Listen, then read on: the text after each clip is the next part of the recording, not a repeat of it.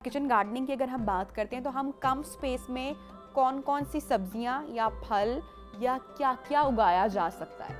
Sir मैं ये कहता हूँ कि अगर आप 2 मरले के घर में रहते हैं ना और आपको रूफ टॉप अवेलेबल है, मैं आपको गारंटी से कहता हूँ कि आप उस घर में रहने वाले जो 3-4 अफराद हैं वो अपने घर की सब्जियां एटलीस्ट घर में ग्रो कर सकते हैं अपनी छत के ऊपर easily. Very easily, very easy. और इन सब्जियों में जावेद साहब कौन कौन सी सब्जियां हैं? देखें, इस वक्त अभी सर्दियों की सब्जियां लगेंगी और मार्केट में इस वक्त जो अवेलेबल सब्जियां हैं वो गर्मियों की थी जो अभी आखिरी मराहिल में हैं।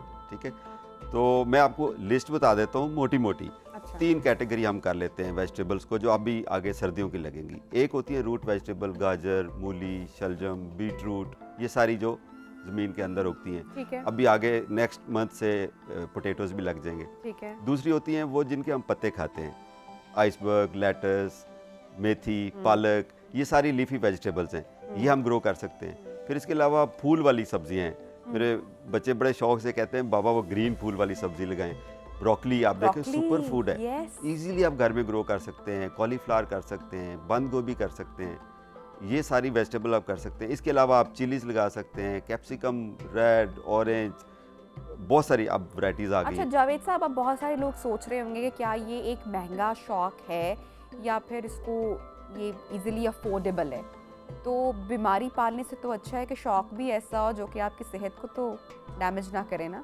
मैं आपको एक एग्जांपल देता हूँ। ये सीड पैक्स हैं, जी। लकीली हमारे पास मौजूद हैं। ठीक है। अब लेट से कि ये मेरे पास है जी, ये लाल मूली का ठीक है। सीड पैक है। ओके। अब अगर ये 100 रुपीज़ का है और इसके अंदर 100 बीज हैं, ठीक है। तो आप खुद कैलकुलेट कर लें कि वो हमें एक कितने का पड़ेगा। बाज़ार में जो इसकी मार्केट वैल्यू है वो आप देखें वो इससे 5 गुना ज़्यादा आपको चीज़ महंगी मिलेगी। अब सिर्फ बैरियर ये है कि आपने इस सीड को मिट्टी के अंदर लगाना है, पानी देना है और इसको फल तक, हार्वेस्ट तक कैसे लेके जाना है, इस बैरियर को तोड़ने वाली बात है। मैं अक्सर कहता हूँ कि गार्डनिंग 3 चीज़ों का नाम है, मिट्टी, पानी और बीज। बाकी तो नेचर ने उगाना है उसको, उस क्लाइमेट को आपने देखना है। अभी सर्दियों में आप गर्मियों की सब्जियां नहीं लगा सकते, सर्दियों में सर्दियों की लगा सकते हैं। इतनी आपको गाइडेंस चाहिए। ठीक है। यूट्यूब, गूगल, इतना सोशल मीडिया होने के बावजूद अगर आप ये कहें कि मुझे गाइडेंस अवेलेबल नहीं है या मुझे कोई इसकी लीड नहीं मिल रही, इसका मतलब है आप खुद काहिल हैं, आप फिर खुद करना नहीं चाह चाहते। रहे। अच्छा, मैं ज़रूर और भी दिखाना चाहूँगी जी। सीड्स कौन कौन से, लेकिन मैं उससे पहले ज़रूर चाहूँगी कि आप रोशनी डालें इस बात पे कि जो हम ऑप्शन नहीं है ना, हम लोग इतने अवेयर नहीं हैं। बहुत से लोगों को पता भी नहीं कि जो सब्ज़ी या जो फल हमारे पास आ रहा है और जिस दौर में हम लोग जी रहे हैं उस पर ना जाने कौन कौन से स्प्रेज हैं या कौन कौन से केमिकल हैं या क्या क्या मिलावट है जिस खाद में पानी डाला जा रहा है। तो हम एक तरह का जहर ही खा रहे हैं या बीमारियां पाल रहे हैं, क्या कुछ होता है? आपने भी इस पर पूरा स्टडी, आपकी बड़ी रिसर्च है इस पूरी फील्ड पर। अब यकीन जाने सोच के ना बंदे को खौफ आता है। जब आप खेतों में जाते हैं तो केमिकल के अलावा कोई फसल नहीं उग रही। इवन गंदम, चावल, मकई, आपकी आलू हैं, सब्जियां हैं, सब केमिकल है। यूरिया है, डीएपी है, खादें, बहुत सारी वैरायटीज़ हैं इसकी। तो केमिकल डालते हैं तो उससे आपकी यील्ड अच्छी होती है। कौन किसान चाहेगा कि वो केमिकल कम डाले या ना डाले और यील्ड कम ले? उसने तो मुनाफा कमाना है। अच्छा, उसके बाद अगला जो चैलेंज होता है वो होता है इंसेक्ट्स का। पेस्ट बहुत सारे हैं। अब फसलों के जो पेस्ट हैं वो हमारी सब्जियों पे आ जाते हैं। अब उसको करने के लिए सिंपल तरीका ये है कि जहर स्प्रे कर दे। अच्छा, जब जहर, अब देखें सबसे एक्सपोज जिस तरह कॉलीफ्लावर है, फूल गोभी है या आपकी ब्रोकली है, आप सोचें कि इसके ऊपर अगर स्प्रे किया है लास्ट नाइट और अगले दिन वो आपको तोड़ के फ्रेश, आपको तो देखने में पता नहीं है ना, और इवन जायका भी उसका नहीं होगा। और आप उसको कितना धो लेंगे? वो जो आप कह रही थी ना कि उसको गर्म पानी में प्रोसेस कर लें, सारा कुछ कर लें, इवन देन। अच्छा, आप देखें कि 80% जो है ना वाटर कंटेंट है हर सब्जी के अंदर। सही। 80%। हमारे आउटस्कर्ट्स में, अब कोई भी शहर है जिस तरह लाहौर है, आप इसके आउटस्कर्ट्स में जाएं तो आपको सब्जियां मिलेंगी। उसकी रीज़न है कि पेरिशेबल है, बिल्कुल। टाइम कम लगता है, मंडी में पहुंच जाती है, हमारे तक पहुंच जाती है। तो जो हमारा वेस्टेज वाटर है वो सारा का सारा आउटस्कर्ट्स में होता है, हमारे शहरों के बाहर होता है। और जो उससे ज़्यादा डेंजरस है ना वो है हमारा इंडस्ट्रियल वाटर। उसके अंदर जहर होता है, वो उसको प्योरीफाई नहीं कर सकते। नेचर इसको प्योरीफाई। जावेद साहब, जब इस तरह का फल सब्जी हमारे घर आता है तो हम क्या उसकी जिस तरीके से क्लीनिंग करते हैं, ऐसा तो नहीं है ना कि लगे रहते हैं? किसी हद तक कर सकते हैं, किसी हद तक कर किसी सकते हद हैं तक। ना। तो वो काफ़ी पार्टिकल्स तो उस पर रह भी जाते हैं।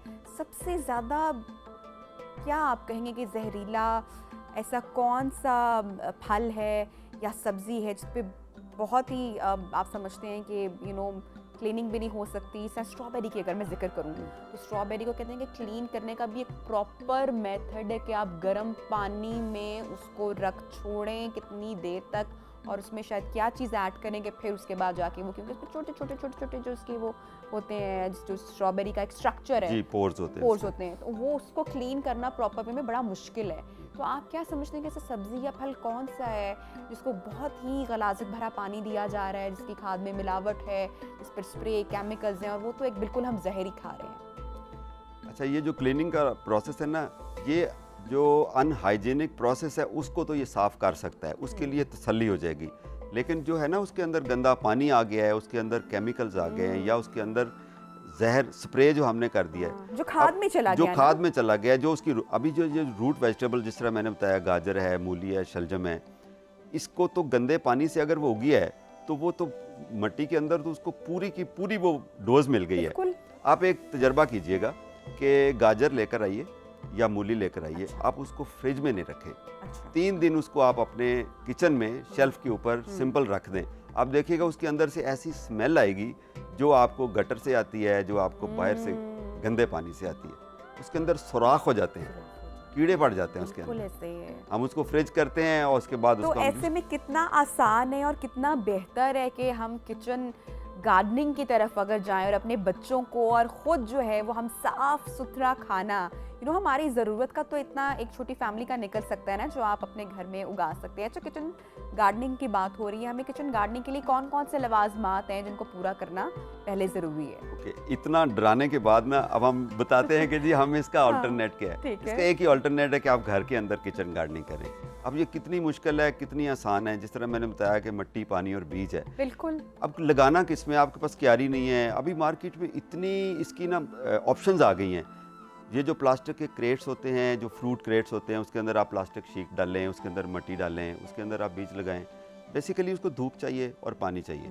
आपने जगह, आपकी टेरेस है, आपकी बालकनी है, आपकी रूफ टॉप है, आपके लॉन है, कहीं भी आप उसको सीमेंटेड जगह है उसके ऊपर आप वो रखें मिट्टी के अंदर।